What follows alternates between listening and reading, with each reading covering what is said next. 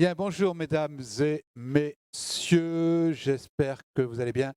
Je me présente, je suis Jean-Philippe Ackermann.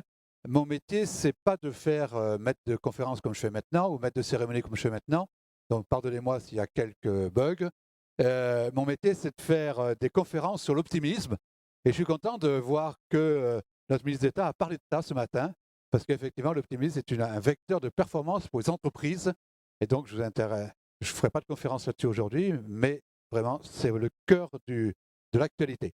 Alors, on va parler de l'archivage à valeur probatoire, qui est un enjeu stratégique pour les entreprises en phase de digitalisation et de leur process métier. Pour ça, j'accueille autour de moi Fabrice Verdier, Dominique L'Hôpital, Madame Hélène Amour de Dieu et Guillaume Verneuil qui vont se présenter eux-mêmes. Je crois que c'est le plus simple, Fabrice. On fait comme ça? Oui, comme ça. Allez. Merci. Donc moi, je suis Fabrice Verdier, donc directeur de d'Infotel Monaco. C'est tout, Fabrice? Un peu plus de J'ai 45 ans, mariés, des marié, enfants. 2 enfants. On en dira un peu plus après. Là, tu nous parleras tout à l'heure d'un fauteuil, tout ça, etc. Dominique, Bonjour, donc moi je suis Dominique L'Hôpital, je suis business analyst, je fais l'archivage de 25 ans ça va et je vais un peu vous en un petit peu. Bien, quelqu'un qui a un nom extraordinaire, Madame Amour de Dieu. Hein, c'est magnifique, c'est beau, c'est romantique. Je vous en prie, madame. Eh bah, après cette introduction, je ne sais plus quoi dire. Donc je préciserai que ce n'est que mon nom d'épouse, hein, je ne suis pas responsable, mais que je suis d'autant plus fière de mon nom de jeune fille qui est Colonna d'Istria. Et pan, c'est fait. Alors, moi je suis responsable de la cellule juridique, de la délégation interministérielle chargée de la transition numérique et on expliquera tout à l'heure un petit peu ce que l'on fait. Mais je suis plus précisément en charge de la rédaction, des projets, législatifs, réglementaires, ou des contrats et des données personnelles, dans le monde du numérique. Très bien, merci beaucoup, madame. Et Guillaume Verneuil. Oui, bonjour à tous. Donc Guillaume Verneuil, ingénieur, Marie. Ingénieur d'affaires chez Monaco Cloud. Et aujourd'hui, on est là en tant que partenaire d'Infotel et de la solution Arctis. Bien, donc on a 1 heure ensemble. N'hésitez pas, on va faire quelque chose d'assez interactif, dynamique et tout. N'hésitez pas à lever la main quand vous voulez intervenir, poser une question, etc. Il n'y a pas un moment d'exposé, un moment de question. On va tout mélanger. On va faire ça de façon sympa. Fabrice, Infotel. Bien, merci. Donc je présente rapidement la société Infotel. On est avant tout un éditeur de logiciels depuis 40 ans. On s'est diversifié sur la partie service il y a maintenant une vingtaine d'années. Donc on est ce qu'on appelle une ESN. On est également coté en bourse depuis 20 ans et aujourd'hui ça représente 3000 collaborateurs répartis en France dans 16 agences. Et à l'international, on est présent à Monaco, en Allemagne, en Espagne, en Italie, aux US, aux Pays-Bas. Voilà. Donc nos activités, elles sont très simples. On en a 3. On a une activité de conseil en assistance à maîtrise d'ouvrage et en assistance à maîtrise d'œuvre. On fait également de l'assistance technique où on va dégager de la compétence technique auprès de nos différents clients et on fait ce qu'on appelle du forfait où on va développer un certain nombre de projets sur de l'engagement de résultats. Notre objectif, il est relativement simple également. On accompagne nos clients, grands comptes particulièrement, sur toute leur transformation digitale et numérique. Sur Monaco, pour ce qui nous concerne un peu plus directement aujourd'hui, on est 65 collaborateurs. On a la chance de travailler avec les principaux et les plus beaux clients monégasques, que ce soit du secteur privé ou du secteur public. Et on a aujourd'hui 4 partenariats. Donc un premier partenariat avec le Pacte national de la transition énergétique, qui a fait l'objet d'un débat ici même l'année dernière autour du Green IT. Un partenariat avec Monaco Télécom, notamment sur toute leur offre cloud et housing. Un partenariat avec Extended Monaco pour promouvoir justement le fonds bleu à destination des projets de transformation digitale. auprès des grands comptes, mais aussi auprès des PME-PMI, et un nouveau partenariat avec Monaco Cloud, où on co-développe donc une solution d'archivage, de préservation de données, très exactement, en mode SaaS, pour les grands comptes. Et pour Monaco, on va ouvrir également la plateforme aux PME-PMI. Merci Fabrice. Une question à Fabrice? Quelqu'un aurait une question? Non, pas tout de suite. Alors, on va parler d'archivage peut-être maintenant. La préservation digitale, je crois que c'est Dominique. Alors, Dominique L'Hôpital, qui êtes-vous spécialiste depuis combien avez-vous dit? 40 ans? 25 ans. Depuis quelques 25 ans. Donc, avant de rentrer dans le propos, je vais faire quelques rappels pour miner le risque d'avoir des confusions entre sauvegarde, stockage, archivage et gestion documentaire. Vous connaissez, excuse. Et je me recentrerai sur les caractéristiques principales des produits d'archivage. Donc, les produits d'archivage, en fait, sont essentiellement destinés à des entreprises et particulièrement à certains métiers de l'entreprise. Il est rare qu'une solution d'archivage soit directement au service des utilisateurs finaux. On est confronté à la gestion des risques et donc à ce titre, quand il existe des risk managers dans l'entreprise, on s'adresse à eux également. Des risques, je pense qu'on aura l'occasion d'en parler derrière. Ça peut être simplement respecter le droit fiscal, essentiellement quand même, le droit civil surtout, mais après d'autres réglementations, législations, que ce soit le droit de la famille, le droit des affaires, le droit pénal également. Voilà, donc on a toujours ce genre de besoin. L'archivage doit être vu un petit peu comme une assurance. Il y a des entreprises qui choisissent de ne pas mettre en place de solutions d'archivage. Ils ont pesé le risque, ils prennent leurs responsabilités et peuvent décider de ne pas faire. Ça se voit. Certains l'ont fait à leurs dépens aussi. D'un point de vue conservation, c'est généralement des conservations long terme. Donc les législations imposent des durées de conservation qui vont de 2 ans à l'éternité, quoi, hein. En fonction du domaine métier, on peut avoir dans le droit social, par exemple, c'est 120 ans. Donc c'est des durées qui sont très très longues. Et justement, c'est là où on trouve la différence avec le stockage ou la sauvegarde.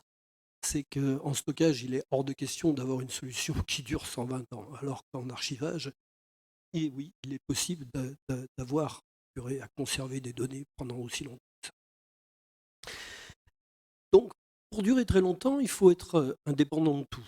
Indépendant des infrastructures, qui changent tout le temps, indépendant des applications amont, elles aussi changent beaucoup. Et donc, c'est une véritable problématique dans le domaine de l'archivage. La résilience est importante, c'est-à-dire en fait, on peut appeler ça aussi pérennité, effectivement, puisqu'il faut résister très longtemps. La valeur probante, j'ai mis 90% des cas. Donc la valeur probante est née en Europe en 1999.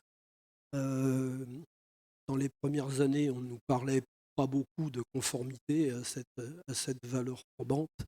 Et le temps passant, de plus en plus de solutions répondent à cette problématique.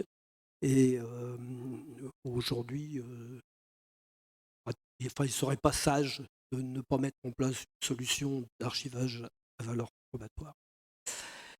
Infotel est présent sur le marché d'archivage depuis 1995. Vous voyez, quand je disais 25 ans, moi j'ai connu le premier projet que l'on a fait. Donc on a commencé sur du contrôle fiscal, puisque c'était une législation de 1994 qui obligeait à conserver pas mal de choses.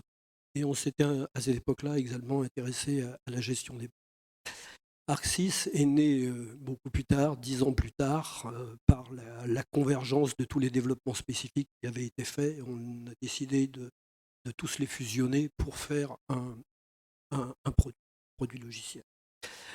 C'est un produit qui est destiné à des grands comptes. On a vraiment, au moment du design de l'architecture, des concepts internes, on a vraiment pu compte. On verra après, hein, j'ai un slide de référence. Vous verrez que nos références, c'est énormément des grands comptes. Une même solution pour tous les clients. Vous verrez aussi qu'on fait du on-premise, qu'on fait du mode cloud. C'est la même solution pour les tout petits clients ou pour les clients énormes. Donc on a une architecture qui est très évolutive et qui permet justement de répondre à tous les besoins. Les développements sont faits à tout. Voilà une liste non exhaustive de nos références. Donc on stocke pour nos clients aujourd'hui plusieurs dizaines de milliards d'objets. La première liste de logos, c'est les solutions on-premise. Donc, notre client le plus vieux, c'est Bouygues Télécom, qui date de 2005. Donc, les solutions d'abord étaient on-premise. Depuis 4 ans à peu près, on développe du mode SaaS sur la France, la Belgique et le Luxembourg aujourd'hui. C'est un domaine qui va très vite. Là, actuellement, dans les 6 derniers mois, là, on a signé 4 références très importantes. Donc, il y en a même 2 qu'on n'a pas encore déployées, tellement que ça va vite. Donc, le mode SaaS, aujourd'hui, a clairement le vent en poupe. Notre plus gros client, ça reste EDF. Si on regarde en nombre de documents, ça dépend de quoi on parle. Si on raisonne en nombre de documents, c'est EDF où on archive à peu près 7 milliards de documents, juste pour EDF. EDF a des pointes qui vont jusqu'à 500 000 documents par jour. Donc c'est assez gigantesque. Après, on a choisi de développer la suite de la présentation en quelques cas clients. Donc je prendrai le cas Engie tout d'abord.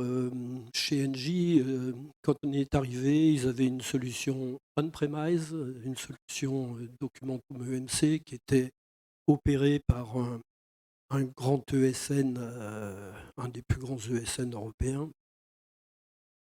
Et donc on leur a proposé une solution SaaS. À mon avis, c'était quand même à l'époque, donc ça fait 3 ans. Ça devait être, à mon avis, le plus grand système SaaS en France. Moi, je suis complètement béotien. Et il y a des choses que je ne piche pas, là, quand vous parlez de ESN, SaaS, tout ça, etc. Vous pourriez me préciser? Je suis désolé de cette question un peu de novice. Peut-être que je suis le seul dans la salle à être novice. Mais donc ESN, c'est ce qu'on appelait autrefois les SS2I, les sociétés de services informatiques. Voilà, donc je vais essayer de clarifier les termes que j'en. Donc, j'ai perdu le fil. Donc, oui, je disais que quand on l'a déployé, promis, je ne pose plus de questions. probablement le plus gros SaaS en France, très probablement. Donc, on nous a mis devant 60 téraoctets d'archives à reprendre. Ça représentait à peu près 1 milliard de documents, 600 et 800 millions de documents. Donc c'était un gros challenge. On a fait la reprise en 4 ou 5 mois. Ça s'est passé très vite. Que dire de plus sur le KNJ? Je ne veux pas trop tomber dans les détails. Finalement, la bottom line, le chiffre le plus important, il vient d'Engie, puisque Engie dit aujourd'hui qu'en étant passé d'une solution on-premise à une solution SaaS, leur gain, ils l'ont estimé à 1,5 million d'euros par an. Donc un gain qui est quand même assez considérable. Le second cas, c'est AXA. Donc AXA, on est rentré aussi par le contrôle fiscal sur AXA France et on a décommissionné un autre concurrent, CMOD IBM. La solution a intéressé progressivement d'autres filiales, d'autres pays. Aujourd'hui, la solution est déployée dans 6 pays. Ils archivent 26 téraoctets chaque année et il y a 120 applications clients. Ce n'est pas notre plus gros client. On a Groupama qui a 480 applications versantes. Thales est un client particulier puisque là-bas, on n'archive pas des documents, on archive des données. Alors, je voulais également aborder cette problématique-là. Chez les clients qui archivent des données, on ne parle pas tellement de valeur probante. Donc, ces clients-là, on a Ariane Group, on a Thales, on a MBDA, domaine d'actualité. Eux, ils sont plus intéressés par l'intégrité, les conservations de très très longue durée. On voit conservation d'une durée minimum de 30 ans. Voilà, donc environnement de diffusion restreinte. Donc c'est une certification particulière qui certes ne concerne pas tout le monde, mais concerne la défense nationale. C'est des certifications qui sont extrêmement exigeantes. Il faut arriver des gens qui n'ont que pour objectif de tout casser. Et il faut leur démontrer qu'ils y arriveront. C'est pas ça. Et j'ai voulu terminer également par l'exemple d'un tiers-archiveur, donc le tiers-archiveur Lab Group au Luxembourg, qui marche fort bien finalement. Il a mis quelques années à démarrer. Le marché était certainement pas forcément mûr. Donc il dispose de la certification PSDC qu'il faut avoir au Luxembourg, d'une ISO 27001, et aujourd'hui il capte des clients intéressants, à la dimension du territoire, mais encore ils viennent chercher des clients en France. Le cas Belspo, alors ça c'est en cours de déploiement. Eh bien, quand ça sera fait, ça sera notre plus grosse référence en termes de volume, puisque vous voyez en bas qu'il y a 3,5 pétaoctets de données à reprendre. Ça va être quelque chose de gigantesque et il nous donne 6 mois pour le faire. Donc, ça, on va avoir beaucoup de travail. Donc, Belspo est implanté en Belgique chez un opérateur qui s'appelle Smals. Smals, c'est une GIE de la fonction publique belge. En fait, Smals a 77 membres. C'est toutes les institutions publiques qui se sont groupées et qui ont mis leurs moyens informatiques en commun. Voilà, donc là, on va archiver des images, beaucoup de choses. Mais d'une manière générale, on archive beaucoup de choses. Je parlais tout à l'heure d'MBDA où on archive des tirs de missiles. Vous voyez, c'est des choses bien. Les certifications, alors j'ai marqué obtenues par nos clients, parce que dans bien des cas, ce n'est pas l'éditeur qui doit acquérir une certification, mais c'est celui qui met en œuvre le logiciel dans son environnement informatique. Donc on certifie tout, on certifie les locaux, l'organisation, ainsi de suite. Donc en France, où nos clients, notre base installée est importante, mais nos clients ne se sont pas rués vers la certification. On n'a qu'un seul client qui est en cours de certification. Les autres n'ont pas forcément envie d'y aller. À la limite, c'est leur droit. Donc on a une habilitation confidentielle défense qui s'appelle maintenant Secret. J'ai repris le nouveau nom. On a 3 clients habilités. On a 2 clients certifiés avec la certification PSDC au Luxembourg. Et d'une manière générale, on aide tous nos clients à se certifier. On est même très intéressés parce qu'à ces occasions-là, il y a toujours des petites failles de sécurité qui remontent. Donc, on est toujours intéressé de façon à corriger immédiatement les petites failles qui sont remontées par les audits.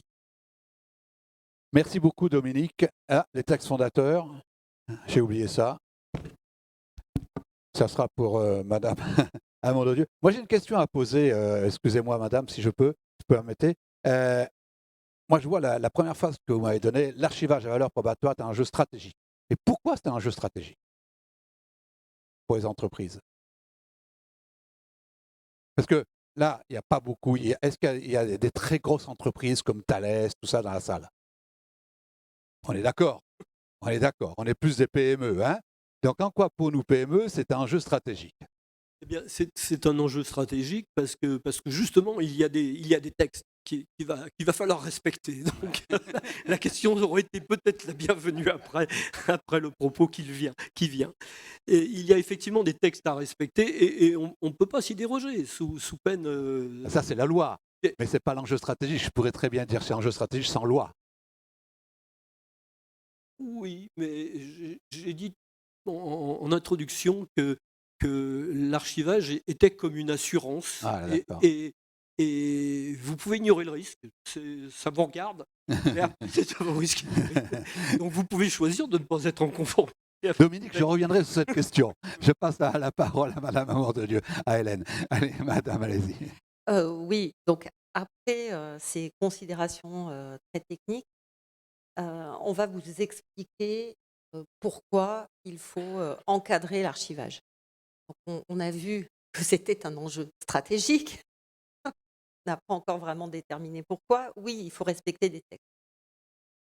L'archivage est au centre de la machine, je veux dire, au centre du numérique.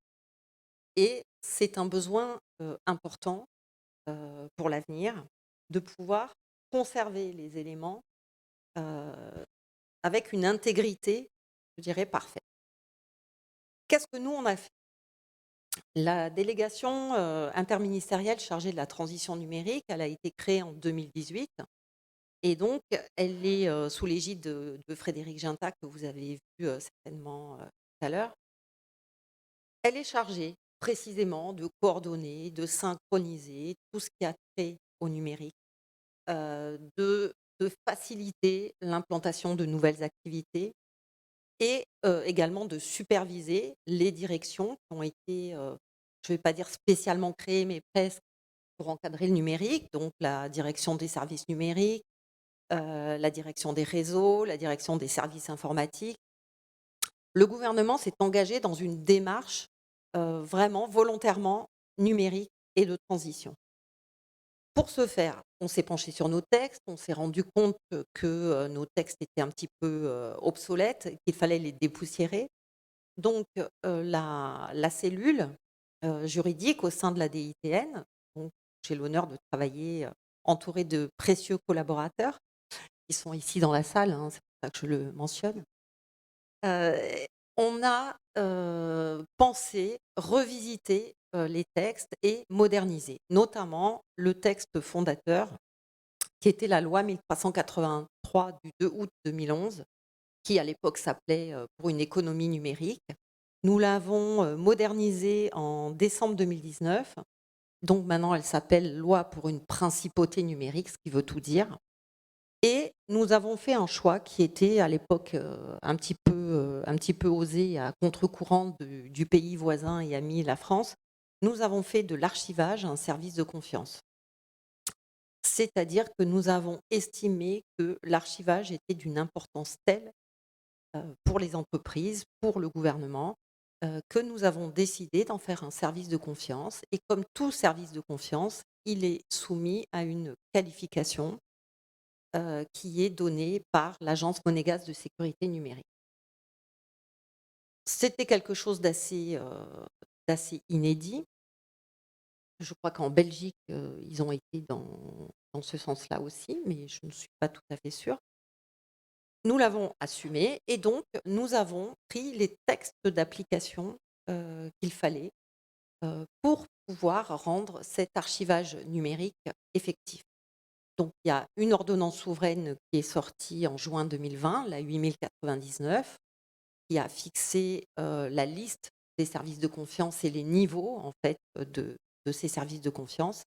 Puis enfin un arrêté ministériel le 25 mars 2021 qui fixe vraiment les conditions de recours à l'archivage et les conditions de qualification de l'archivage électronique.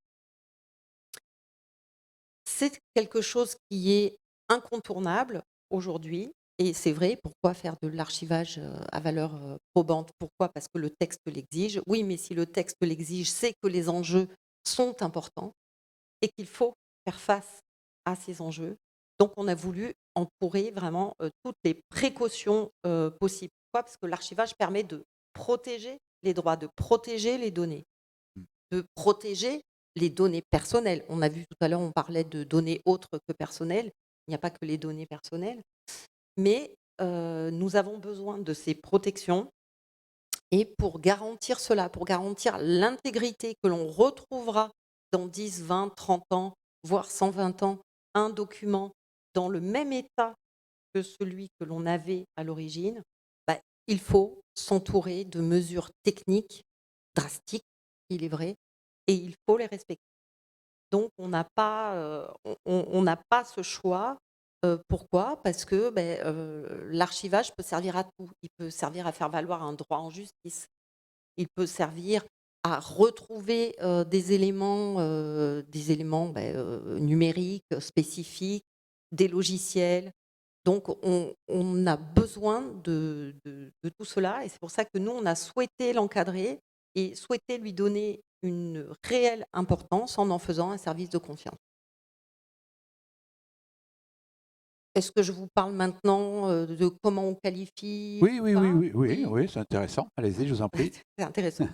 Ils ne dorment pas tous encore, donc Pas tout va encore, pas bien. encore. Oui, comme je vous disais, on en a fait un service de confiance. Ce service de confiance a 2 niveaux de sécurité, le simple et le qualifié. Donc on l'a limité à 2 niveaux.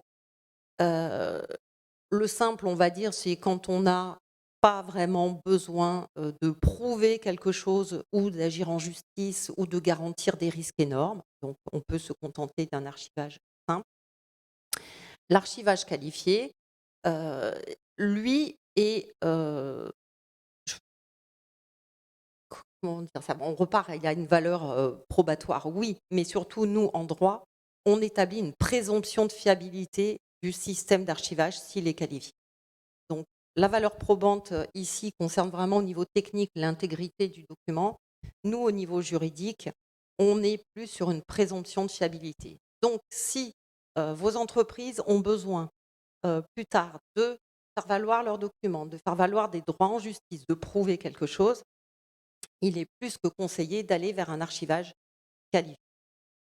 Comment on obtient un archivage qualifié? On respecte l'arrêté La loi. ministériel 2021-247 qui donne, comme tous les services de confiance, donc la possibilité à l'Agence monégasque de sécurité numérique de qualifier. Sur quoi va-t-il se baser pour qualifier? On a ici, nous, pris un parti fort, puisque en France, ça n'avait pas été le cas et ça n'existait pas. On a pris le parti d'exiger 2 choses. La certification des prestataires, donc on a vu tout à l'heure, à la norme NF 461, qui est une norme de certification. Et ensuite, le respect des exigences prévues dans la norme AFNOR NFZ 4202. Donc là, c'est une exigence qui est cumulative. Si la société respecte ces 2 exigences, donc elle présente son dossier devant l'Agence monégasque de sécurité numérique et euh, en passant plusieurs étapes, elle sera qualifiée. Le fait est que cette qualification assurera à l'entreprise qui utilise les services d'un prestataire qualifié d'archivage, garantira la fiabilité des documents qui ont été archivés. Donc c'est vrai que là, on est à la limite entre le technique et le juridique. Le juridique vient pour encadrer, aider la technique, aider à pouvoir faire valoir ces documents dans le futur et pouvoir s'en servir. Merci beaucoup, très intéressant. Je comprends bien la relation qu'il y a entre Infortel et puis la loi. C'est parfait. Et maintenant, Monaco Cloud. Alors, Cloud, là, lui, il faut héberger tout ça, il faut. Hein. Alors, Guillaume, comment on fait? Alors, déjà un petit rappel, donc Monaco Cloud est né dans le cadre d'Extended Monaco, il y a maintenant un peu plus d'1 an. C'était le 1er octobre 2021 et sa mission, c'est justement d'offrir, tout d'abord au gouvernement monégasque, c'est le premier client et le plus important, mais aussi aux entreprises privées de Monaco, comme le disait Jean-Philippe tout à l'heure, les PME, les TPE, des services d'infrastructure et de cloud, avec les plus hauts standards de sécurité et forcément de qualité. Ça veut dire quoi?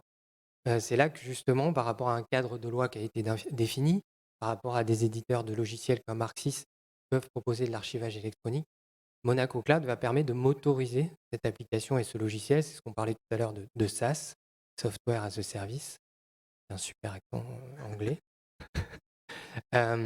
qui va justement permettre, donc un opérateur comme Monaco Cloud va permettre de motoriser ce logiciel et de l'offrir au plus grand nombre d'entreprises et de sociétés, en priorité bien sûr sur Monaco, puisque c'est notre premier marché, mais aussi à l'international, en France ou ailleurs. On peut avancer. Donc voilà, donc ça je l'ai un peu dit, on peut avancer encore. On a vu qu'il y avait beaucoup de cadres légaux et de certifications qu'un logiciel doit avoir et doit prouver pour que si un client qui fait de l'archivage doit apporter les preuves devant un tribunal, doit respecter donc des normes, des lois. Aujourd'hui, Monaco Cloud s'inscrit en fait dans ce processus puisque déjà toutes les données seront et resteront stockées à Monaco. L'infrastructure, elle est située à Monaco, elle est gérée par des équipes qui sont à Monaco, et ça c'est important, parce que souvent on parle de cloud souverain en France ou de cloud de confiance. Il peut y avoir effectivement des données qui sont hébergées sur un territoire, mais opérées par des personnes qui sont hors du territoire, ou bien par des acteurs qui sont hors du territoire et qui sont sous des textes de loi qui ne sont pas français et qui peuvent être américains. Donc nous, à Monaco, tout est géré sur Monaco. Donc on a des niveaux de sécurité qui sont assez importants. Aujourd'hui, on est aussi en partenariat avec l'agence monégasque de sécurité numérique. Et on est assez fiers puisqu'on a pu avoir l'homologation qui a été conforme à la politique de sécurité des systèmes d'information de l'État fin juin 2022 et qui nous permet d'héberger donc toutes les données du gouvernement. Aujourd'hui, Monaco Cloud construit tout un écosystème autour de partenaires à la fois techniques, intégrateurs ou d'éditeurs logiciels. Et ça permet de renforcer cette proposition de valeur. Parce qu'aujourd'hui, on est un hébergeur de solutions et c'est avec tout cet écosystème qu'on va apporter de la valeur ajoutée à nos clients finaux qui sont les PME et les TPE et effectivement les grands comptes. Depuis un an, qu'est-ce qui s'est passé chez Monaco Cloud? Comme je l'ai dit, on a été créé il y a un an, donc c'est une trentaine de collaborateurs aujourd'hui, donc principalement des personnes techniques et aussi sécurité, parce que voilà, il faut que notre infrastructure soit robuste, solide. On l'a vu tout à l'heure que les systèmes d'archivage comme Arxis géraient un important volume de documents. Et il faut pouvoir être, en tant que fournisseur d'infrastructures, proposer un stockage important, proposer une évolutivité dans le stockage, dans la performance aussi pour pouvoir accéder à ces documents-là. Et donc c'est pour ça qu'on a une grande partie de l'équipe qui est technique, parce qu'on est un projet avant tout technique. On s'appuie aujourd'hui aussi sur une équipe marketing qui est dynamique, sur une équipe RH qui est enthousiaste, et sur une équipe commerciale, parce que moi aussi je fais des dédicaces qui sont là avec nous, qui dynamise cet écosystème de partenaires, qui les recrutent. Et c'est vrai que c'est important, ces partenaires et cet écosystème, parce qu'aujourd'hui, c'est eux qui après vont conseiller tous les clients finaux pour les accompagner dans les projets. Aujourd'hui, on va vous dire, voilà, demain, si vous voulez une solution d'archivage, qui je vais voir? Vous irez voir sûrement Infotel qui va vous accompagner justement du début du projet jusqu'à la fin pour installer le logiciel, pour vous conseiller sur les durées de rétention, etc. Et c'est vrai que cet écosystème-là est important pour nous. Et il faut aussi qu'il soit certifié sur notre infrastructure pour pouvoir vous proposer la meilleure architecture qui permettra d'utiliser le logiciel à son meilleur niveau. Voilà, aujourd'hui l'offre de Monaco Cloud, c'est par ça que je finirai, elle est aboutie. Elle permet de migrer tout ou partie d'infrastructures de clients, elle permet de motoriser des logiciels, elle permet aussi de faire des sauvegardes externalisées et aussi de mettre en place des plans de reprise d'activité. Donc voilà, Monaco fonctionne, on a une vingtaine de clients aujourd'hui et voilà. Super. Très bien, merci beaucoup Guillaume. Alors, est-ce qu'il y a des questions dans la salle? Fabrice, tu as peut-être à remercier des collaborateurs. J'en profite aussi pour remercier ma Dream Team qui est là. Voilà, comme ça c'est fait. Bien, est-ce qu'il y a une question dans la salle? N'hésitez pas. Bon, j'ai posé la première. Vous m'avez convaincu. Vous m'avez convaincu, vraiment. Alors là, moi, je suis un petit patron, je suis content. Je me dis vraiment, moi, je fais de la sauvegarde. Je suis content avec ma sauvegarde. Je me dis, bon, il faut vraiment maintenant que je fasse de l'archivage. Mais je commence comment? Je commence par qui? Qu'est-ce que je fais? Je ne sais pas à qui je m'adresse, etc. Est-ce que vous pouvez me donner quelques solutions là? Comment je fais? Par qui je vais voir? Je commence par quoi? Euh, Eh bien, quand on commence un projet d'archivage, il y a une étude à faire d'abord sur son existant. C'est-à-dire qu'est-ce que je dois archiver, quel volume, quels sont les risques encourus. Donc je reviens à mes risques. voilà, Finalement, j'encours quoi comme- c'est ça. Si, Ouais. si j'encours aucun risque, je fais rien. Quels sont les risques que je peux encourir? Bah, comme l'a dit Madame tout à l'heure, vous pouvez avoir, je sais pas, un client qui conteste le contrat, Oui, et puis bah, vous n'avez pas pris les précautions et votre contrat, boum. voilà. Voilà un risque majeur Ouais. qui concerne. La concurrence, peut-être, se faire copier? Non? C'est plus Oui, juridique. oui, c'est plus juridique. D'accord, C'est ouais, pas, ouais. la sécurité, on va admettre qu'elle est au point aujourd'hui, et c'est pas de ce côté-là non, qu'on encourt un risque. Non, non, c'est véritablement par la non-présentation d'une pièce. On devrait l'avoir et on ne l'a pas, ou alors on n'est pas capable de prouver que c'est un original. Il y a plein de cas comme ça d'entreprises qui, arrivées devant un tribunal, ont été incapables de prouver qu'une pièce qu'ils avaient pourtant était bien un original. Donc Perdu. ils ont D'accord. donc voilà un risque civil. Ouais, il y en a d'autres. Il y a le risque fiscal. Ouais. Hein, le fait de ne pas être conforme au service des impôts locaux, qui peuvent eux aussi imposer certaines choses. Si vous n'êtes pas conforme, hein, il peut y avoir des problèmes avec la déductibilité de la TVA, avec enfin, Ouais, moi, je suis pas conforme. l'endressement. Moi, je suis pas conforme. Oui. Bon, Je suis pas conforme. Qu'est-ce que vous faites pour moi? qu'est-ce ah, oui. Comment vous m'aidez à me Déjà, remettre? déjà, Comment vous m'aidez à me remettre Déjà, conforme? vous n'allez sûrement pas me le dire que vous êtes conforme. Donc, je vais vous demander donc de faire un audit. Ah, Effectivement. ouais. Quels sont les documents à risque? Ouais. Vous allez aussi déterminer quelles sont les durées de conservation de ces documents. Et, et ça, c'est déjà un gros métier. Donc là, vous n'avez pas besoin d'un fournisseur de solutions d'archivage pour faire ça. C'est vous en interne qui allez faire un état des lieux de patrimoine, et après, on en tirera ensemble les conséquences. Là, il y a besoin d'une valeur probatoire. Là, il n'y en a peut-être pas besoin. Et donc, on mettra en place les dispositions. Ok. Est-ce qu'il y a encore une question dans la salle? Enfin, encore. Pour l'instant, il n'y en a pas eu. Oui, monsieur, est-ce qu'il y a un micro? Oui. Vous voulez vous présenter, s'il vous plaît? Bien sûr, Thomas Cartereau, je suis DSI de la SMEG. J'ai une question un petit peu double. Qui prend le risque entre l'éditeur, l'intégrateur ou l'hébergeur face au risque cyber, d'une part, et puis face au risque de disponibilité des services? Et la question est un petit peu double. Vous disiez que les données sont stockées à Monaco et c'est parfait.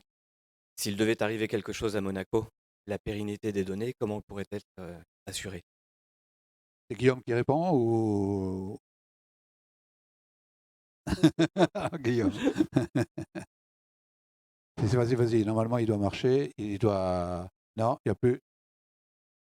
Merci. Du coup, la responsabilité, aujourd'hui, comme on l'a dit, on a des contrats de partenariat avec l'intégrateur, lui qui va distribuer les services Monaco Cloud.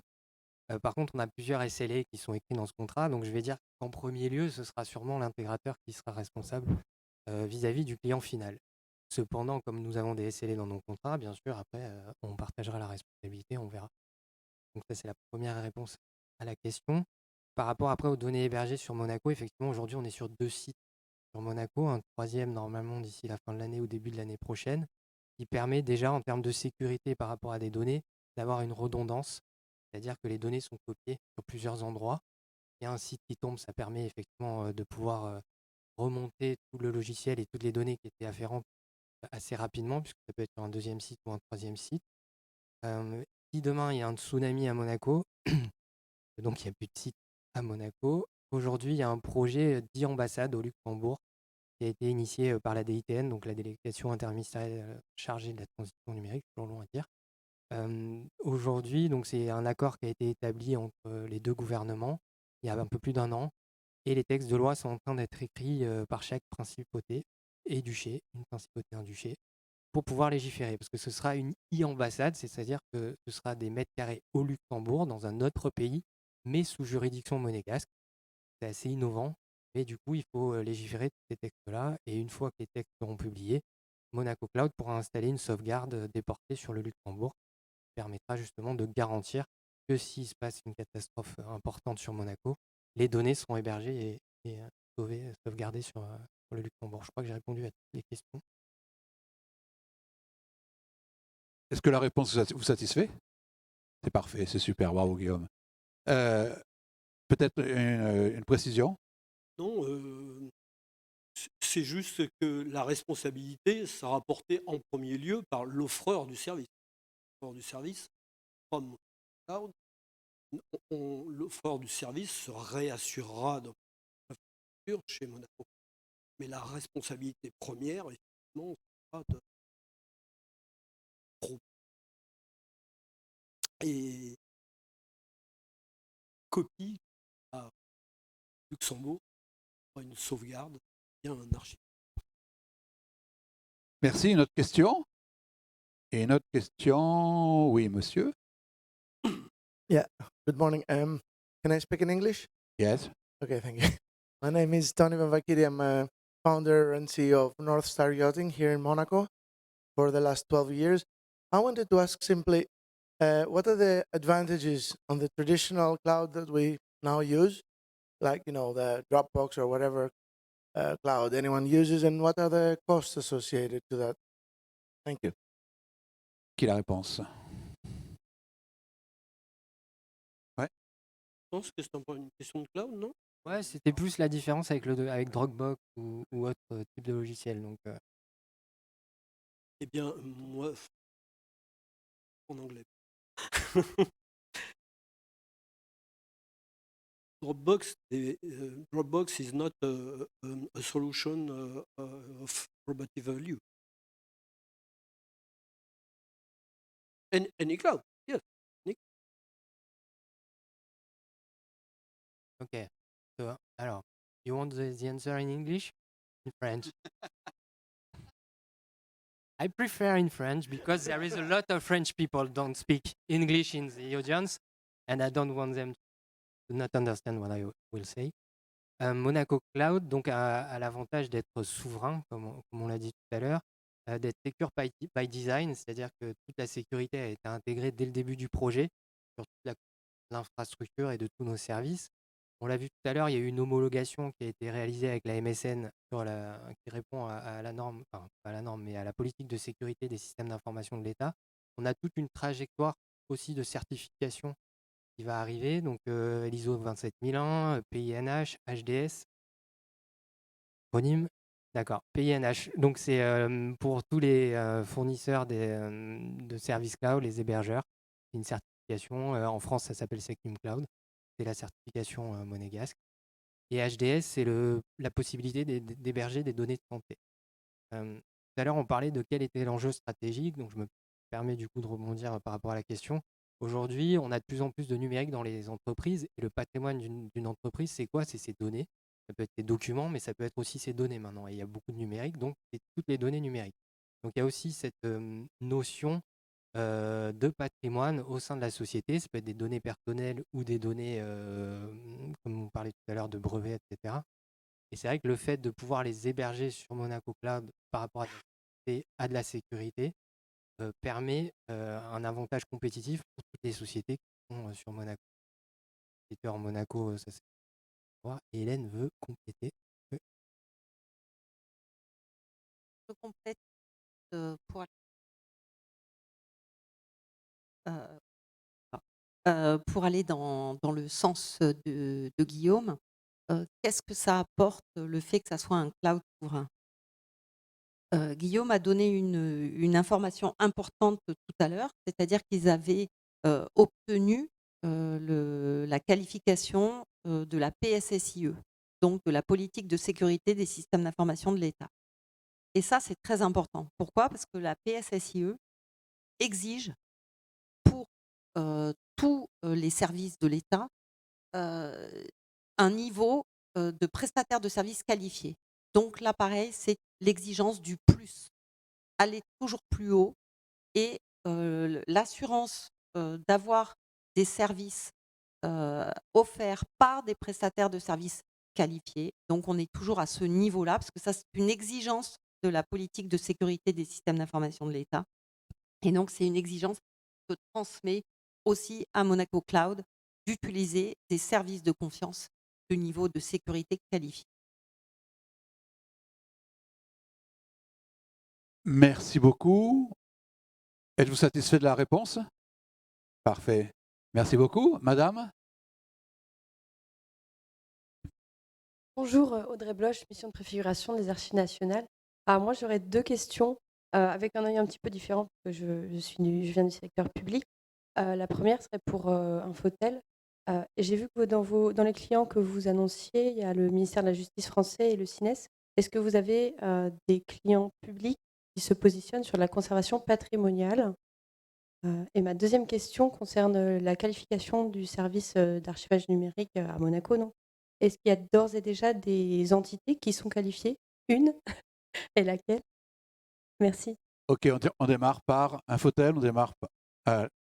Moi, allez, je on veux va bien démarrer dans prendre l'ordre. la première partie de la question. La deuxième, je ne sais pas y répondre, mais la deuxième partie, effectivement, dans les logos que j'ai affichés, il y a effectivement deux services publics.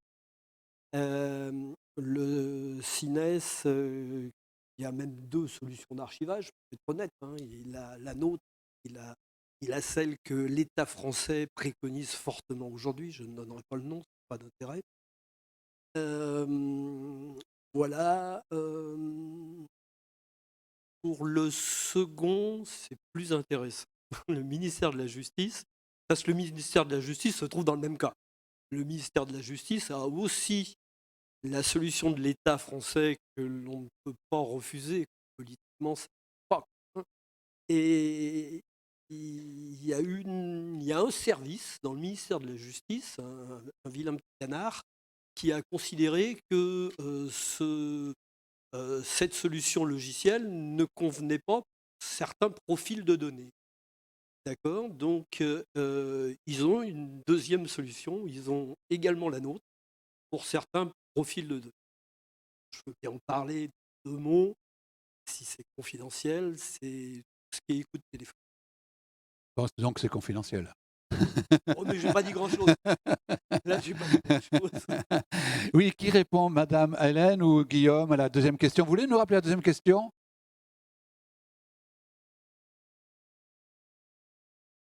Ah, Là, je vais faire une réponse de Normand. Oui, il y a un prestataire qui va être qualifié dans les jours, mais je ne. Ah, collègue qui demandait est-ce que c'est secret? Pour le moment, c'est encore secret de sécurité. Donc, on laissera l'agence monégasque de sécurité numérique l'annoncer. Mais effectivement, nous, c'était quand même une problématique que l'on avait. C'était est-ce que nous aurons un prestataire à Monaco qui pourra assurer la pérennité de nos archives? Oui. Donc, oui. Mais on ne vous dira pas lequel encore. eh bien, on va conclure maintenant. Je vous remercie infiniment. Je vais donner la parole à chacune personne. Alors, une petite conclusion, Madame Amour de Dieu, peut-être pour nous convaincre ou je ne sais pas, peut-être, enfin, ce que vous souhaitez nous dire par rapport à l'archivage probant. Pour convaincre, je pense que les gens sont déjà au moins convaincus. Garantir la sécurité des archives, c'est essentiel. Nous avons tous, toutes les entreprises, le service public, le gouvernement, des éléments à être obligés en fait à conserver, hein. Donc on n'a pas le choix de par la loi ou pour garantir certains risques. Donc maintenant nous avons les moyens à Monaco et nous avons été précurseurs, je dirais, parce que le règlement EIDAS, qui est le règlement européen concernant les services de confiance, est en pleine refonte et va intégrer lui aussi prochainement l'archivage électronique. Donc je dis, il faut aller vers l'archivage numérique, il faut aller vers l'archivage numérique, de préférence, je conseillerais qualifié, et nous avons les outils à Monaco pour aller dans ce sens. Du coup, déjà, je suis ravi d'avoir fait cette table ronde avec notre partenaire Infotel et Arxis. Aujourd'hui, Arxis va faire partie d'une marketplace, c'est-à-dire une place de marché en français qui permettra de proposer aux clients finaux, TPE, PME ou autres, des logiciels qui seront hébergés chez Monaco Cloud. Et cette marketplace devrait être lancée fin d'année avec une dizaine déjà de solutions disponibles. Donc ça, c'est déjà le premier point. Et ensuite, Monaco Cloud, comme vous avez pu le comprendre, j'espère, dans ce que j'ai pu dire, apporte de la souveraineté, de la sécurité à toute société qui voudrait héberger ses données, migrer son infrastructure, faire des plans de sauvegarde ou des externalisations, ou bien accéder à des logiciels qui ont besoin de ce niveau-là de sécurité et de confiance.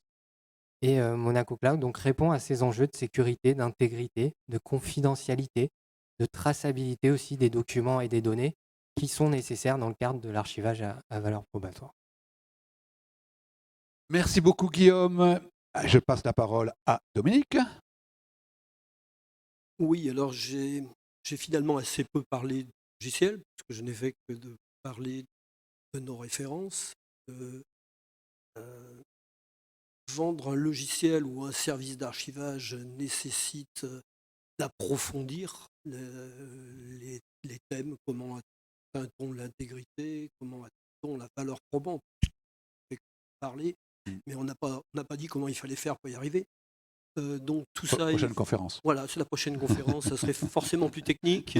On est à votre disposition pour aborder tous ces points-là. Donc vous l'avez compris, on est présent depuis 25 ans dans le domaine de l'archivage. On a des clients petits, des clients énormes. On fait de la valeur probante. On fait également de l'archivage sans valeur probante. Donc, à votre disposition pour en parler avec vous. Merci beaucoup, Dominique. Fabrice. Beaucoup de choses ont été dites. Je tenais tout de même à remercier le gouvernement et Monaco Cloud d'avoir participé à cette table ronde. Merci à vous. Je terminerai peut-être par une petite roadmap.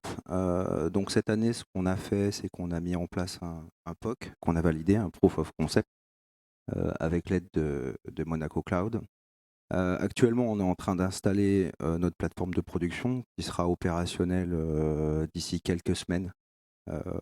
Ou d'ici un mois ou deux au plus tard. Et on va rentrer très prochainement donc, dans un cycle de certification pour pouvoir proposer justement de l'archivage à valeur probatoire, à valeur probante, aux alentours du premier semestre 2023. Donc les choses vont aller assez vite maintenant. Très belle nouvelle. Merci beaucoup, madame. Merci beaucoup, messieurs. Je vous souhaite une bonne continuation dans ce Monaco Business. Belle journée. Merci, au revoir.